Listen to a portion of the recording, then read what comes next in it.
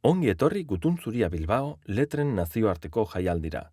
Jarraian, Jose Ramon Aiz artistaren Prospektiba liburuaren aurkezpena izango da. Berarekin batera, Fernando Pérez Azkuna Zentroko zuzendaria eta Beatriz Cavia, Bulegoa ZBko kidea. Bienvenidas y bienvenidos a Gutun Zuria Bilbao, Festival Internacional de las Letras. A continuación tendrá lugar la presentación del libro Prospektiba del artista Jose Ramon Aiz. Le acompañan Fernando Pérez, director de Azkuna Zentroa, y Beatriz Cavia, miembro de Bulegoa ZB. Welcome to Gutun Zuria Bilbao, International Literature Festival. Now we present the book Prospektiba by artist Jose Ramon Aiz. He will be accompanied by Fernando Pérez, director of Azkuna Zentroa, and Beatriz Cavia, member of Bulegoa ZB.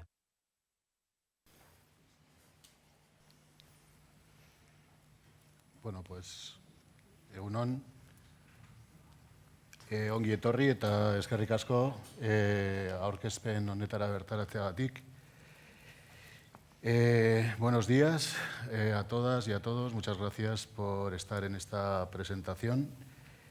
Quiero dar especialmente las gracias a Jose Ramon Aiz, el artista que nos acompaña y que ya es parte de la comunidad de Azkuna Zentroa, de la Lóndiga, y muchas gracias también a Bea Cavia, profesora, investigadora, miembro de Bulegoa ZB, ¿no? Zenbaki Barik. Esta presentación se enmarca dentro del Festival de Gutun Zuria. Como sabéis, este año el lema era, y sigue siendo, porque hoy finaliza el festival, escribir, editar y leer.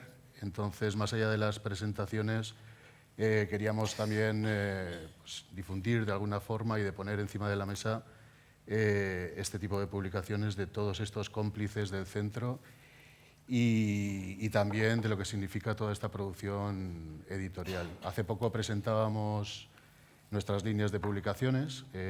Hace 2 días presentamos la colección Metacuadernoak, que son ese reflejo y ese despliegue también de las actividades y de los proyectos que muchas de las artistas están llevando en el centro. Presentábamos también la colaboración con La Fábrica, la editorial La Fábrica, con el libro, la presentación del libro editado por Garbiñe Ortega, Somewhere from Here to Heaven. Y en esta ocasión presentamos Prospektiba. Por eso quiero agradecer, aunque no estén sentados aquí con nosotros y les tengamos aquí enfrente, a Caniche Editorial, a Pachi y a Carlos y a todo su equipo, el haber trabajado de forma tan intensa y tan interesante y tan codo a codo no solo con José Ramón, sino también con otros artistas y también con el centro, ¿no? Porque no es el primer libro que se presenta aquí, ni el primer libro en el que colaboramos. El primero, de hecho, tenía que ver también con Gutun Zuria, con este festival.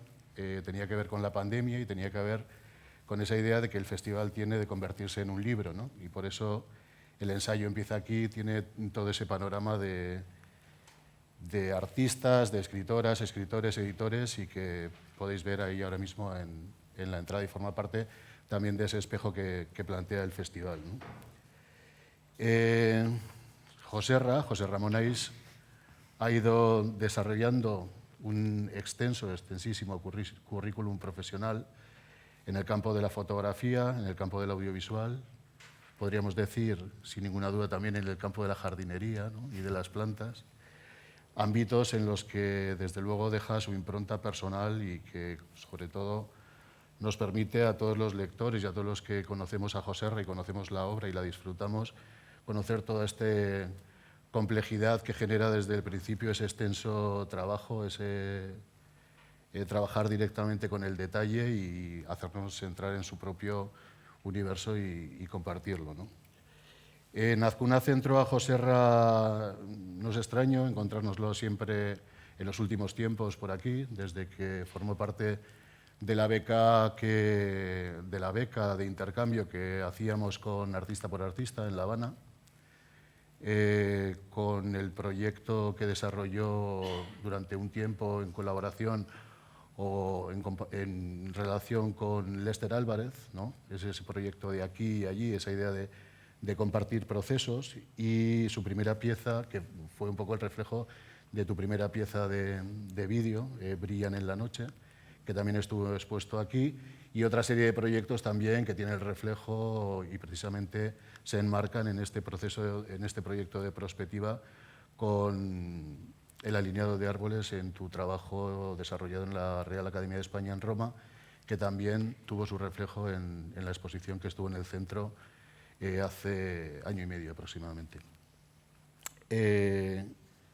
Otro de los proyectos que Joserra desarrolló aquí fue Bosques Viajeros, también enmarcado en la Bienal de Nuevas Formas Artísticas, con un alineado de árboles en la terraza, del que nos sentimos muy orgullosos, quizás robándote un poco esa autoría, ¿no? Un cachito de tu autoría, porque está instalado en el Parque de Echevarría. Esa idea del alineado al final se convierte en algo como real en diferentes dimensiones, y entonces os propongo también que en cualquier momento podéis acompañar a Joserra o podáis pasar por el Parque de Echevarría para ver cómo Bosques Viajeros está de forma real y sigue creciendo temporada tras temporada, ¿no? De forma desigual, ¿no? Algunos de los árboles, pero ahí está, ¿no? Como ese alineado. Y ahora tenemos prospectiva, tenemos el reflejo y el desplegable de todo este nuevo proyecto. Entonces, te paso la palabra para que tú empieces a contarnos no solo cómo ha sido el proceso, sino cómo describes también así en un primer plano el libro que estamos presentando hoy, Joserra. Bueno, pues eskerrik asko zuei etortzeagatik. Muchísimas gracias, Fernando, Bea y Azkuna Zentroa por darnos la oportunidad de presentar Prospectiva en Gutun Zuria. Muchísimas gracias a Caniche Editorial, a Pachi, Carlos e Isabel por esta intensa aventura. Y aquí estamos, presentándolo ya por fin. Es una obra que se ha adaptado al formato libro, pero en su momento también estuvo en la exposición Roma. Y en realidad esta obra, que forma parte de una serie más extensa, Arbolado para calles, imperios y paraísos, que son alineaciones de árboles en el espacio público que interrogan sobre la relación entre las especies arbóreas y el contexto urbano, pues en este caso lo que analiza es una imagen tan sencilla como la actual Roma, una calle actual contemporánea de Roma, en la que podemos ver los emblemáticos pinos en las calles, y en cierto modo lo que hace esta obra es un sencillo gesto de forzar la perspectiva para alterar los parámetros espaciotemporales y en cierto modo reflexionar sobre cómo esa imagen actual, contemporánea en Roma, pero que puede ser, pues se puede extender a cualquier ciudad contemporánea, pues cómo se construye esa imagen. Bueno, pues encantada de estar aquí también. Yo también quiero agradecer a Joserra la invitación, estar otra vez en Azkuna Zentroa, que siempre es un placer porque hemos trabajado mucho tiempo juntos. También a Caniche el trabajo, que es espectacular. Pero sobre todo me hace muchísima ilusión, bueno, pues porque conozco a Joserra, la obra de Joserra hace mucho tiempo. He tenido la suerte de ver muchos procesos de trabajo, no todos, pero muchos, y de seguirlos muy detalladamente. Y para mí es una persona que creo que a nivel artístico es impresionante, que es un trabajo con una personalidad increíble en este contexto, y que todo lo que va desplegando a mí siempre me interesa muchísimo. Además, siempre hablamos de ello, de cómo podríamos darle vueltas. Entonces, el hecho de que una de sus piezas luego generara otro despliegue y otro brazo, como es Prospectiva en formato libro de artista, pues para mí ha sido, me pareció maravilloso. maravilloso, es un lujo, y es un lujo poder estar hablando contigo por fin, porque nunca encontramos un momento de hacer estas cosas. La verdad, nunca lo encontramos. Entonces, siempre lo hacemos en privado, pero nunca tengo oportunidad de hacer estas cosas, y es una gozada. Entonces, bueno, como he dicho, yo creo que el trabajo de Joserra se caracteriza, entre otras cosas, porque siempre va como multidimensionándose y siempre van saliendo pequeños artefactos y nuevas dimensiones, ¿no? Y a mí siempre me interesa mucho ese factor que ha mencionado Fernando del detalle, de que siempre va como entrando hacia el detalle de una manera muy, muy personal. Así que, bueno, yo quería comenzar, luego vamos a enseñar el libro detenidamente, porque es que, claro, es una pasada.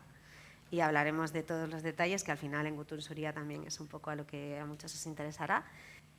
Pero sí que hay una parte que tiene texto y hay otra parte que no. Y sí que muchos de tus trabajos, y en este en concreto, que además es como completa otra parte que ya ha mencionado Fernando, es importante tener en cuenta como las bases conceptuales, ¿no? Esa triple... esa cadena triple que desde el principio comentabas y de la que surge todo, que es la de pinos, calzada y perspectiva. Sí. Entonces, igual puedes hablar un poco de eso también, porque el público, si no se lo han comprado ya, que se lo van a comprar a la salida, no lo han visto. Entonces, igual para que nos cintures un poco. La idea de prospectiva en sí es superponer tres programas propagandísticos. Es la propaganda de tres periodos históricos de la ciudad, pero que vuelvo a decir, como es Roma, se puede es algo que de alguna forma con la historia se ha ido globalizando, pero que son por una parte las calzadas romanas, la construcción de la comunicación en ese territorio, que era algo inaudito en ese momento, que daba accesibilidad más o menos rápida a diferentes puntos, si en un momento dado hacía falta que la legión se situara en un punto u otro, y que la actualidad es heredera de muchas de las calzadas actuales, son herederas de ese periodo. Por otro lado, la perspectiva, una invención del Renacimiento utilizada en el Barroco, en la época de la Contrarreforma, cuando la imagen se convierte en precisamente la propaganda de la Contrarreforma para construir una imagen de lo invisible frente a la reforma iconoclasta. Claro, lo que hace la perspectiva es construir una sistematización, intelectualiza la visión, sistematiza mediante coordenadas el espacio, todo es susceptible de ser representado. En realidad es una invención, pero claro, en el momento en el que Europa con sus imperios empieza a extenderse, esta visión se extiende a otros territorios y en cierto modo superpone y sí que anula otras formas de ver. Es una herramienta de poder. Y por último, la utilización del pino. Claro, cuando llega el fascismo en Italia, muy inteligentemente lo que hacen es apropiarse de toda la imagen, el imaginario del antiguo Imperio Romano. Surge la idea de la romanidad, que es conectar con ese sentido de eternidad y apropiarse de esa imagen. Por eso este tipo de árboles, ya el hecho de que haya alineaciones de árboles en el espacio público es algo que empieza es algo reciente. Siglo XVII, siglo XVIII, ya cuando se sistematiza en todas las ciudades. Pero los pinos, por ejemplo, en Roma jamás han estado en el espacio público, aunque es nuestra imagen, aunque nosotros lo reconocemos como tal, nunca han estado de esa forma. Han estado en jardines, el pino es fundamental en la historia, pero nunca ha estado en ese tipo de alineaciones como lo podemos ver ahora. Es una utilización de la construcción del imaginario fascista, con la conexión con el imperio.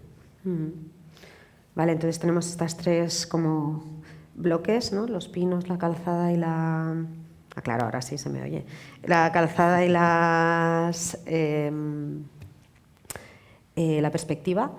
que en este caso lo tematizas cuando haces tu trabajo en la Academia de España en Roma, pero forma parte de una serie, aunque tiene conexiones y no tiene conexiones. No te pido que hables de la serie, pero sí que es cierto que forma parte de una serie que se llama Arbolados para calles, imperios y paraísos, que la has mencionado brevemente ahora al presentarla, pero quizá puedes mencionar un poco más acerca de la serie en general, porque realmente luego cuando lo ves, bueno, también tiene una página web fantástica que podéis entrar para ver mientras no haya exposiciones en vivo. Pues con esa serie fue el proyecto que presenté en Roma. Realmente no sabía lo que iba a hacer. O sea, iba a trabajar con el origen de esta serie está en Cuba. Cuando hice la residencia en Cuba, cuando me di cuenta de que todas las alineaciones de palmeras que hay en las carreteras son palmas reales, que es el árbol emblemático cubano. Pero es que el nombre científico es Roystonea regia, que viene por Roy Stone, que fue un militar norteamericano que en la Guerra de la Independencia en España se dedicó a construir todas las carreteras de Puerto Rico y Cuba. Entonces, al mismo tiempo, en la palma real, es donde habita Changó, que es uno de los dioses orisas, que pues, se haría el sincretismo cristiano pues, con Santa Bárbara. Entonces, o sea, aquí hay un cúmulo de cosas que me interesa mucho tratar. Y claro, luego es algo desde donde he ido construyendo, fijándome en todas las alineaciones. Muchas ciudades tienen árboles específicos y tienen su porqué. Y claro, pues trabajé con Bosques Viajeros, ahora estoy trabajando otra en Artium. Es una serie que se expande. Igual también, ya para acercarnos un poco más al libro, esto es una parte más amplia o posterior de otra pieza que ya ha mencionado Fernando, que estuvo expuesta aquí, también estuvo expuesta en Roma, ¿verdad? Sí. Igual podemos hablar de ella, mínimamente, pues, antes de hacer el despliegue. Lo que planteo es una alineación de 12 pinos, son Pinus pinea, que es el árbol que se puede ver en la ciudad. Lo que he hecho realmente es coger la estructura de la columnata que construye Borromini en el Palazzo Spada, que es otro de los emblemas del barroco, y trasladar ese esquema a la alineación. De modo que 12 pinos de diferentes edades y diferentes tamaños, como si fuera una cronofotografía de la vida de un pino, aparece en el espacio público para, en cierto modo, alterar o cuestionar la percepción. Si lo vemos desde un lado, vemos... El hecho de forzar las perspectivas es una técnica que se utilizaba en el barroco, en jardinería. Que si lo ves, que acorta y aleja y alarga las distancias. Entonces, por eso digo que es un sencillo gesto. Pero es precisamente para cuestionar ese espacio que está construido. Cuando Mussolini utiliza los pinos en las calles por la demostración del poder. Son los desfiles militares que recorren la ciudad recordando los triunfos romanos. Entonces, me di cuenta que en la perspectiva de Borromini, al fondo, hay anteriormente había un fresco, pero ese fresco desapareció. Entonces lo que hicieron en el siglo XIX fue colocar una escultura del dios Marte, dios de la guerra, que mide 50 centímetros. Pero cuando tú lo ves, parece un gigante.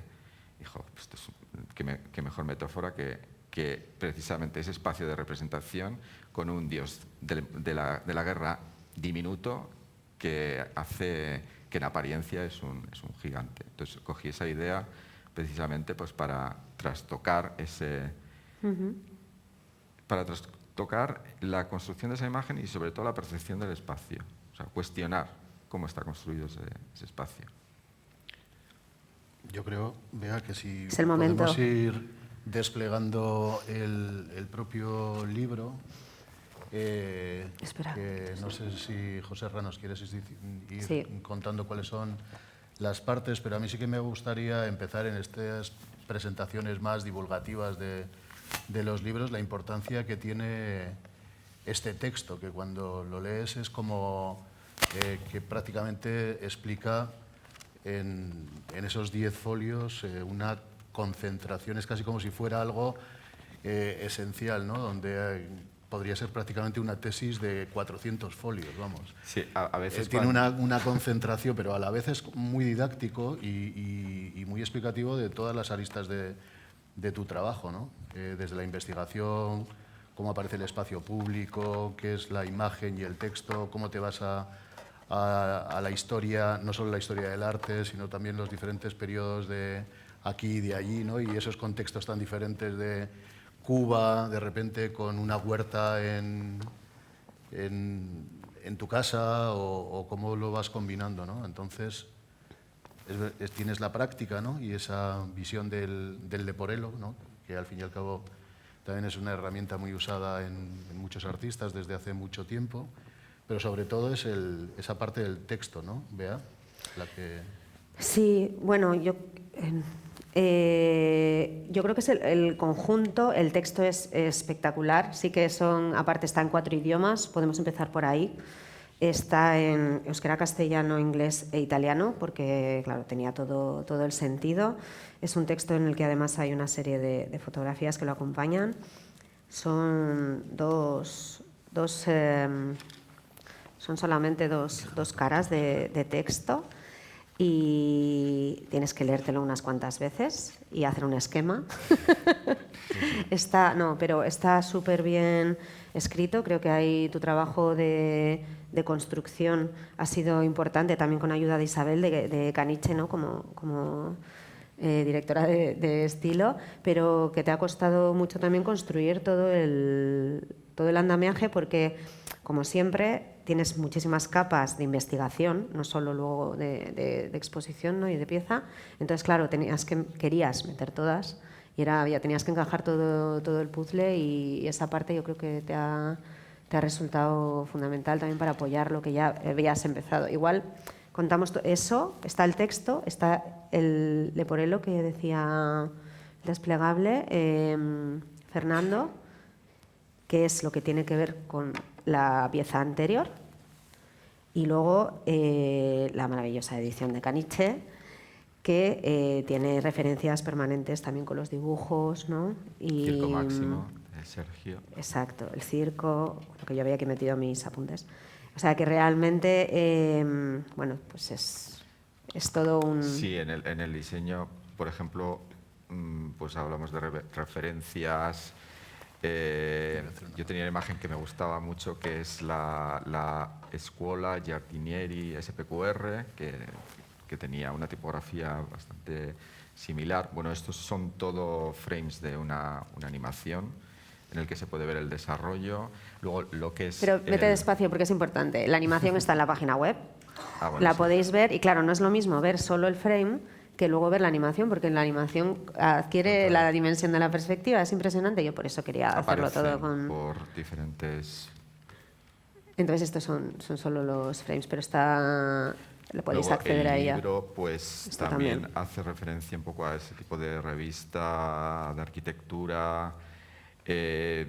Las imágenes que aparecen son del archivo de Giovanna Moro, que era una periodista que tiene un archivo gigante de imágenes en las que se puede ver cuando se construye pues el EUR y cómo están colocando los pinos. Es la construcción de la Vía del Imperio. Estos son dibujos originales, porque lo que estuve viendo en este archivo fue sobre todo los diferentes proyectos que se presentaron, porque todo iba a concurso.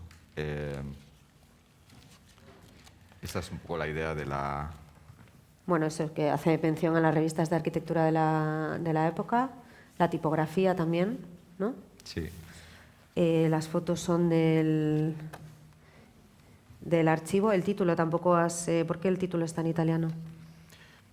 Porque creías que tenía que ser. La referencia de Borromini siempre estaba la perspectiva, entonces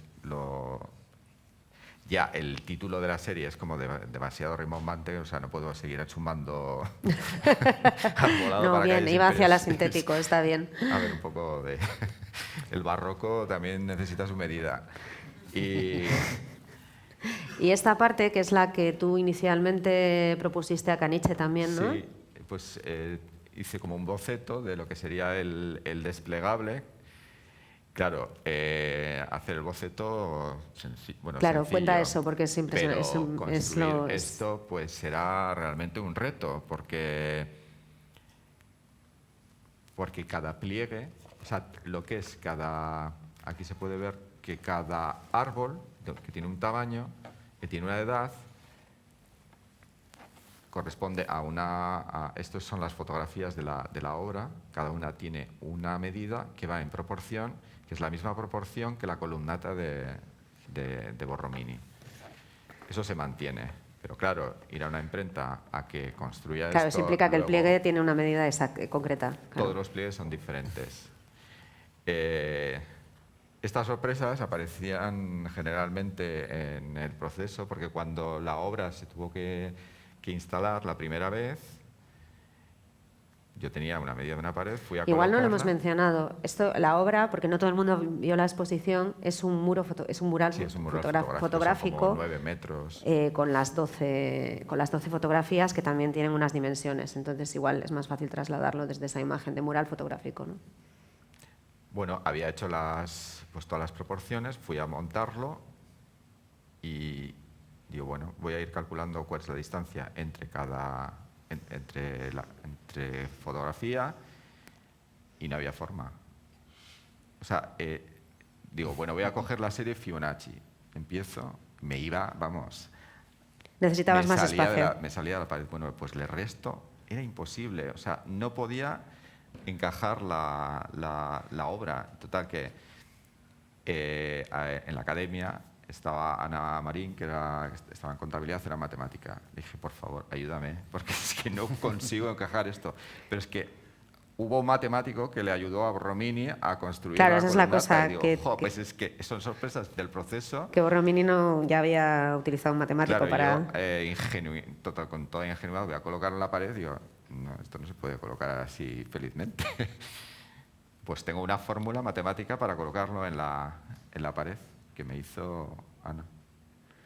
Sorpresas del barroco. ¿Y luego? Luego, lo que es, antes comentaba que lo que hace la obra lo que hace es un efecto de pliegue en el espacio, altera la percepción. Por el hecho de forzar la perspectiva, tú ves desde un lado una distancia, desde otro lado otra. Y lo que quería hacer también era alterar esa temporalidad, el tiempo, en el sentido de que si lo ves desde aquí podéis ver que hay un anochecer o un atardecer, según el sentido. O sea, la obra está constantemente haciendo rotar esos parámetros espaciotemporales. Y creo que el hecho de que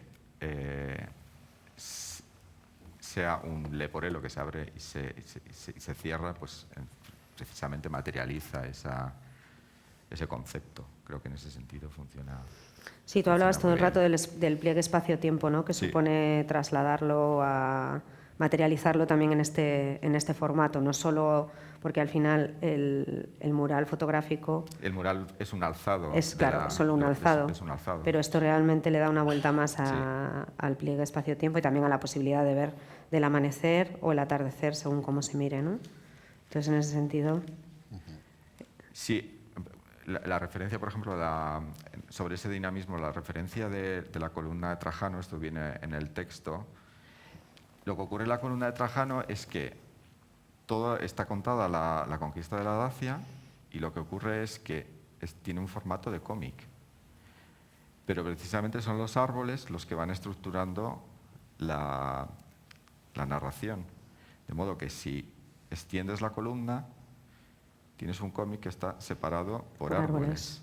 Claro, ese fue otro referente. Digo, claro, es que es la misma estructura que una calle con árboles, que tiene esos espacios que se convierten en imágenes, en ventanas. Y si le sumas la velocidad, pues tienes frames, tienes una película. O sea, el movimiento cinético suma, se convierte en un traveling que puede ir en ambos sentidos.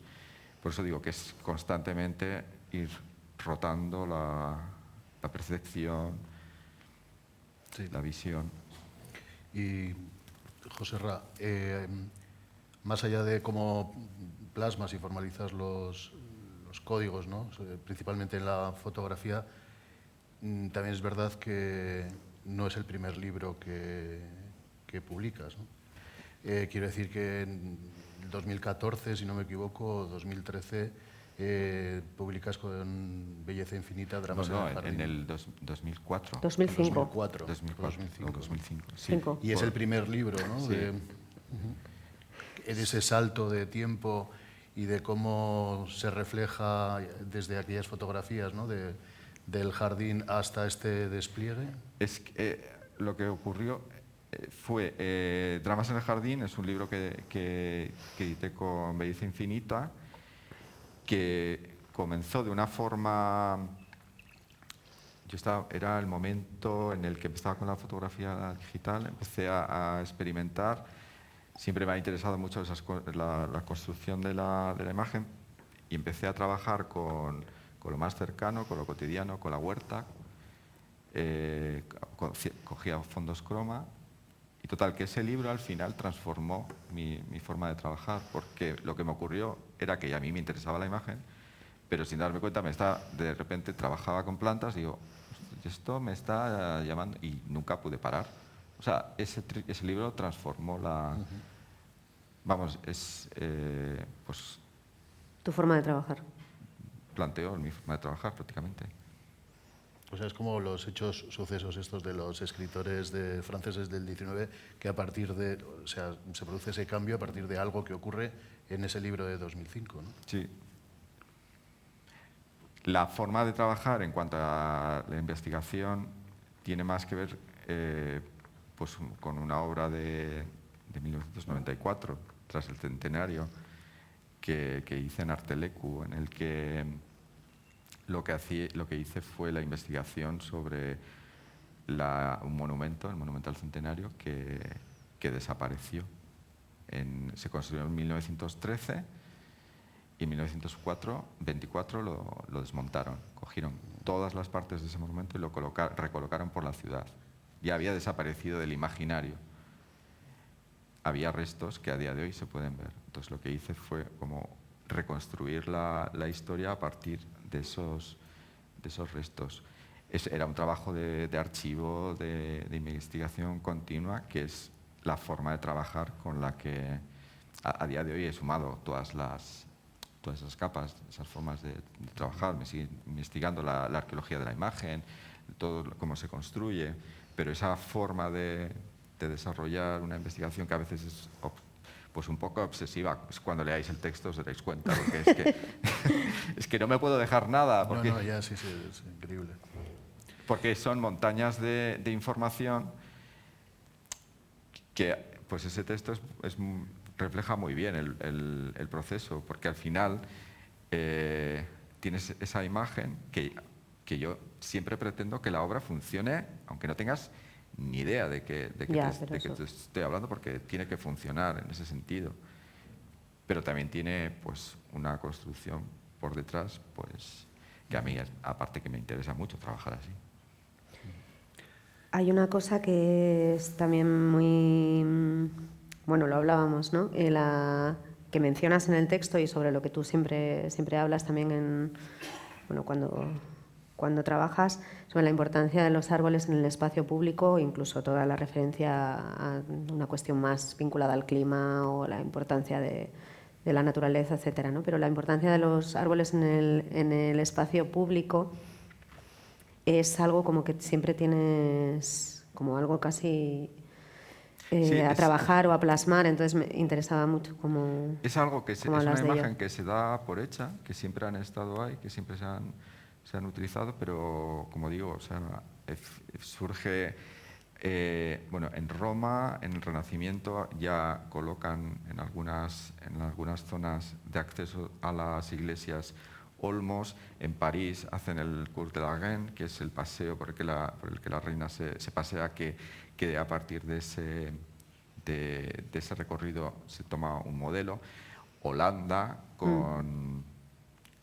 cuando gana territorios al mar, lo que hace los canales es asentar el terreno con árboles. Esto llega al centro de las ciudades y se convierte en Ámsterdam es las primeras ciudades que tienen árboles, pero por todos sus canales, o sea, y se convierte en una moda, y se convierte en el modelo. Pero es muy interesante que, por ejemplo, los árboles aparecen en el espacio público, en el contexto urbano, cuando se empieza a desarrollar el capitalismo, porque en Ámsterdam es donde, pues, con todas sus conexiones con el Compañía de las Indias Orientales, que luego es el primer lugar donde empieza la bolsa, etc., pues se empieza a desarrollar y hay como un paralelismo entre los árboles y el contexto urbano. Y claro, luego llega la revolución industrial.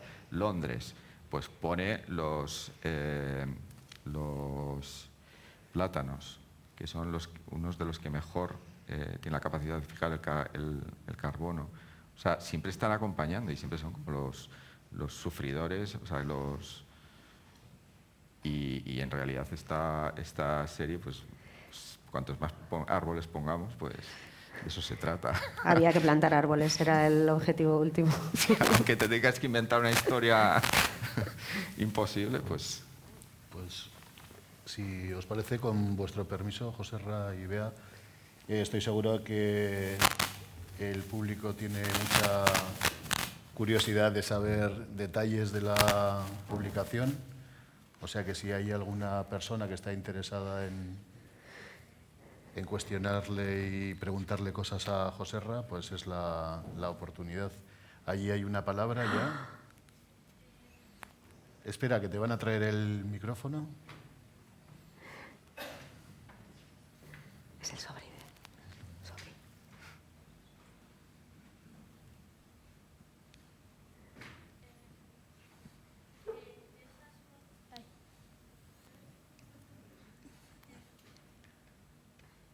Hola. Hola.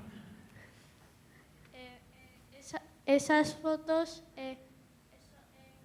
¿en qué parte de Roma son?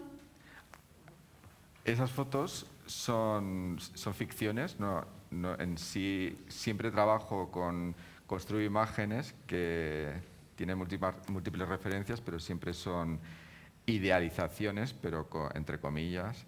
Entonces, en este caso, lo que hice fue un archivo de un montón de árboles de Roma, e incluso algunos de los que aparecen en la alineación son los originales que se colocaron en la Vía del Imperio, que es la vía del Foro Imperial actual, y hice ese alzado, ese montaje, en un jardín que es el Doria Pamphilip, que los romanos lo reconocen cuando lo ven, pero también vuelve a ser una abstracción. En realidad no es un lugar concreto, pero tiene todas las referencias de ese lugar.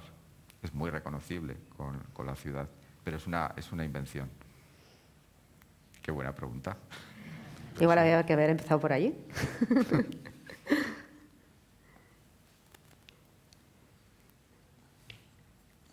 Y aquí.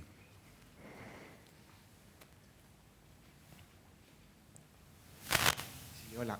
¿Sí? Sí, te quería preguntar si, además de las condiciones climáticas de los árboles, si las especies tienen algún significado, si condiciona el significado, ¿no?, de lo que es el paisaje. Es decir, que no es lo mismo poner un olmo que poner un pino, supongo. Sí, en esta serie lo que hago precisamente es buscar el origen del uso de cada una de las especies. En Roma se utilizaron varias, por ejemplo, y trabajé con los olmos, por ejemplo. Trabajé con varias especies, pero si te refieres a mi trabajo, cuando trabajo con... Sí, a tu trabajo y un poco también al contexto histórico, ¿no? Sí, para... Lo que hago es analizar Sí. cuáles son las especies que se han utilizado históricamente en ese contexto.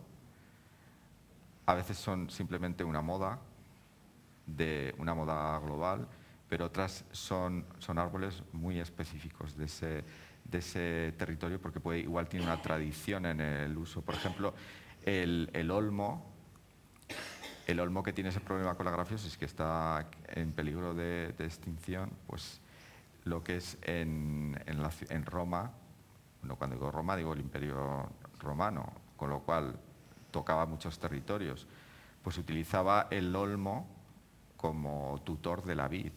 O sea, lo que se hacía era construir un árbol que diera uvas utilizando el olmo.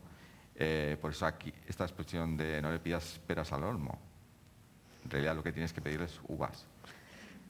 Pero viene de ahí, y es un uso de la época romana. Pues esa utilización, por ejemplo, la planteé en una obra. Siempre busco cuáles son las especies que determinan históricamente un contexto. Por ejemplo, en Bosques Viajeros, que fue la obra en la que trabajé aquí, había especies autóctonas y había otras que son traídas, pero claro, el pino insignis históricamente ya tiene un peso muy fuerte en este contexto. Siempre utilizo esa investigación. Vas a presentar ahora algo en Artium también, ¿no? Sí. No sé si quieres hablar de ello o estoy adelantando. Sí, está planteada la serie y está ahora brotando, y se titula El ladrón de miel, y en esa obra lo que planteo es trasladar el desarrollo conceptual, el planteamiento conceptual de un jardín clásico, como puede ser del Renacimiento o el Barroco, con todo, que generalmente es una construcción a partir de relatos mitológicos, trasladado a una alineación de árboles directamente. Y es un artefacto de seducción porque está planteado como es una serie que habla sobre el amor. Eso es esa es la temática. Iremos a ver. Pues no está mal, ¿no? Así como para ir dando poco a poco cierre a esta presentación. No sé si quieres añadir algo más, Joserra. Pues no se me ocurre. Si no, ahí está el stand. Yo creo que nada mejor que coger entre las manos esta publicación, que lo podáis ver de primera mano. Y bueno, ahí están las publicaciones de Azcuna Centroa y la tuya. Muchísimas gracias, Joserra, gracias, Bea, y muchas gracias a todas las asistentes y hasta la próxima. Muchas gracias. Muchas gracias.